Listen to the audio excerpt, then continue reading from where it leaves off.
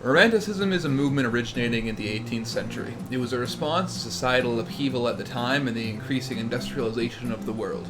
Romantic works often portray the struggle of individuals, especially individuals suffering under the industrial systems which were rising at the time, and romantic beliefs exist as an ideology, philosophy, a theme, a movement, and even as an idea, all of which originated from the minds of poets, writers, and playwrights who were alive in the 17 and 1800s. These beliefs generally portray the childhood state as one of goodness, freedom, purity, and innocence.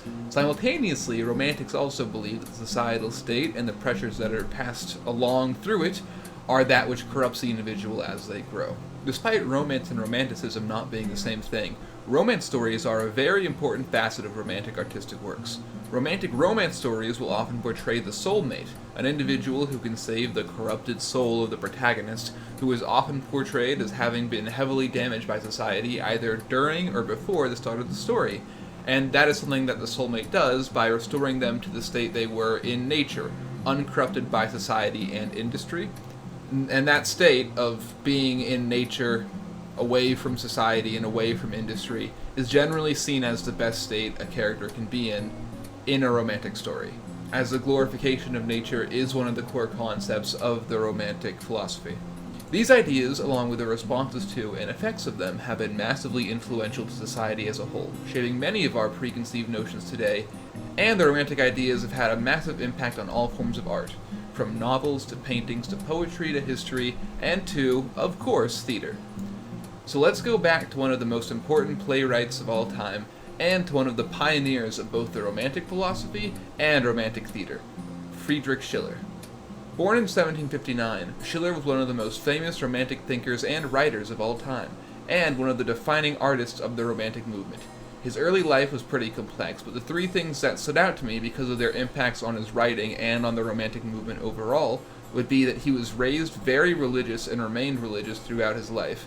His father disliked his job and would occasionally take Schiller to watch him work, and as Schiller grew up, he would begin to absolutely hate much of the German aristocracy. While he was fairly young, the Duke of, I'm going to butcher this, Württemberg? Württemberg. Karl Eugen, that's this dude, took Schiller to a special military academy. Schiller hated this, and while there, he wrote his first play, called The Robbers, which was about two aristocrat brothers who were fighting with each other over their father's estate. The play didn't necessarily call for big social revolutions, but it was very harsh on the aristocracy, while also being very in favor of republican-based societies and ideas. The play was also very emotional. All the characters are given flaws and qualities to make it so anyone in the audience would be able to relate to at least one of the characters at some point, and the hero is depicted as being an imperfect character. All those qualities are what make the play a romantic work. Rather than focusing on a paragon-like hero protagonist, the play makes the protagonist a flawed character who, along with the rest of the cast, is motivated by his individual wants and needs. It's still missing some of the most important defining features of romantic work, though, such as the awe and appeal to nature. But to see that, we can move to another extremely influential poet and playwright. William Wordsworth is his name. I accidentally called him William Wordsmith. I think I auto-corrected it to Wordsmith in my script because I called him that literally consistently every single time. And that's not his name. And I'm sorry for that, and I can't do another re-record, but yeah, just please be okay with it. William Wordsmith was much more influential as a poet than as a playwright. He and his sister Dorothy are also well known for using the influence from their romantic writings to protest a railway being built because they hated that it could ruin the landscape and beauty of the area it was going to cross through, showing that the Wordsmiths tend to prioritize nature over industry, which is something that we'll also see in William's play, The Borderers. The Borderers is a closet drama which was written in 1795, when the French Revolution was rapidly getting worse and worse, and it's generally considered to be William Wordsmith's reaction to what was happening during the Revolution, as he lived in France while he was writing it. It carries many of the romantic beliefs Wordsmith spread through his poetry, such as a celebration of nature, a staple in almost all Wordsmith's poems.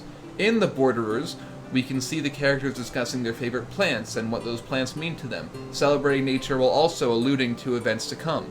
That is, of course, not the only example of Wordsmith celebrating nature in the play, and he also goes on to describe the character's own nature as being one based in their childhood, which is another staple of romantic stories, that the childhood is the state of nature and that those things are good. We can see in examples like these both the establishment of and the spreading of romantic ideas in early theatre. Despite his closet drama not being quite as well known as many of his poems, these same romantic ideas Wordsmith has laid out in The Borderers are also seen in much of his more popular poetry, which would go on to inspire more romantic works from many more artists. We also see, in both the examples of The Borderers and in Friedrich Schiller's work, how Romanticism came as a response and backing away from the neoclassical ideas of the time. Schiller's early work was criticizing the nobility of Germany, and it wound up being so successful that he, somewhat ironically, became nobility himself, gaining the von in his name, making him Friedrich von Schiller. And Wordsmith's work being a more critical response to the horrors he saw during the French Revolution. Many of these themes would be spread by many other playwrights and poets of the time, such as Victor Hugo, who was considered the greatest French romanticist of the 19th century, and who wrote the most famous romantic works that I know of, one of which was Les Miserables. Les Misérables. In which characters, such as Jean Valjean, oh, I'm doing so badly, We say it as Jean Valjean. show profound spiritual growth over the course of the novel. Even though Les Mis was originally released as a novel, and Victor Hugo did release plays, I wanted to still mention Les Mis because its theatrical adaptation is so famous, and also because the character, Jean Valjean, is a good example of the romantic romance character. He's a hardened, bitter criminal who hates society for having turned him into what he is now, but when he finds his soulmate, he's redeemed by the power of love and compassion, and is returned to that state of goodness and happiness towards the world around him. Or Goethe. Goethe? It's Goethe, right? In German, his name would be pronounced something along the lines of Goethe.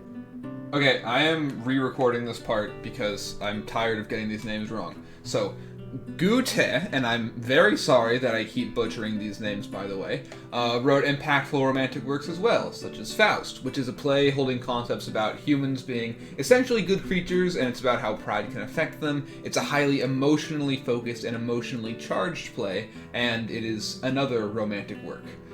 Many of these playwrights were also in contact with each other, such as Goethe and Schiller, who were considered great friends at the time. Many of these playwrights would share ideas with each other and would inspire and collaborate with each other, which bolstered the rapidly growing Romantic era, as we now call it today, and established many of the tropes that we see lasting to this day. And now I'm going to cut back to the original recording.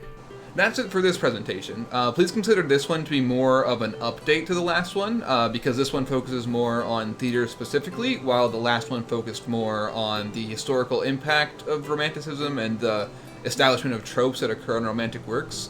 Also, I guess I am a little bit sentimental to the last one, so I hope I hope it impacts my overall grade in a positive way somehow, because I spent a lot of time researching that Thomas Chatterton guy, since he did have a big impact of making people see those romantic tropes of, like, the starving artist or corruption industry as being more legitimate due to the circumstances of his death, which likely made the romantic movement gain a lot more societal acceptance at the time, which, like, indirectly, of course, probably caused a lot more playwrights to consider writing romantic work, or to become interested in the genre altogether.